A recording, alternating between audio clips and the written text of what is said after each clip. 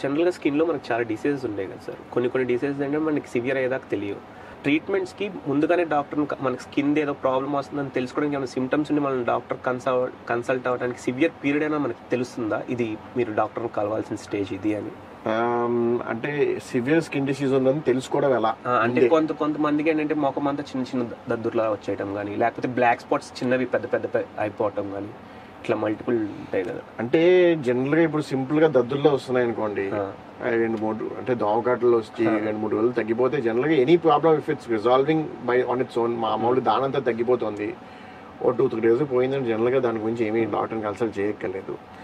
మీకు మామూలుగా LH tablet సెట్రజిన్ వేసుకున్నాక తగ్గిపోయింది, ఫైన్ వెల్ అని కూడా. అంటే చిన్న ప్రాబ్లమ్స్ ఎలాగో పోతాయి 1 వీక్ లో. 1 వీక్ మించి ఏమైనా ప్రాబ్లం ఉందంటే డెఫినెట్గా కన్సల్ట్ చేయాలి. అలాగే మీకు సివియర్ పెయిన్ కానీ, ఫీవర్ కానీ, సో ఇప్పుడు సెల్యులైటిస్ అని ఉంది, ఇన్ఫెక్షన్ లెగ్ కానీ ఎక్కడైనా వచ్చింది అనుకోండి, ఫీవర్ వస్తుంది, కాలు వాచిపోతుంది, అలాంటి నెగ్లెక్ట్ చేయకూడదు. అలాగే స్కిన్ మీద బొబ్బలు వస్తాయి అనుకోండి, వాటర్ బబుల్స్ లాగా, బ్లిస్టర్స్ అంటాం, అలాంటి డిసీజ్ ఏమున్నా కూడా నెగ్లెక్ట్ చేయకూడదు. సివియర్ ఇచ్చింగ్ ఉంది అనుకోండి, ఎస్పెషల్లీ పిల్లలకి, అది కూడా నెగ్లెక్ట్ చేయాలి. అంటే ఇప్పుడు పిల్లలకి ఎస్పెషల్లీ స్కేబీస్ ఉంది, తామర ఉంది, ఇవన్నీ కూడా ఎర్లీ స్టేజ్ లో ట్రీట్మెంట్ చేస్తే ఫాస్ట్ తగ్గిపోతాయి. ఓకే.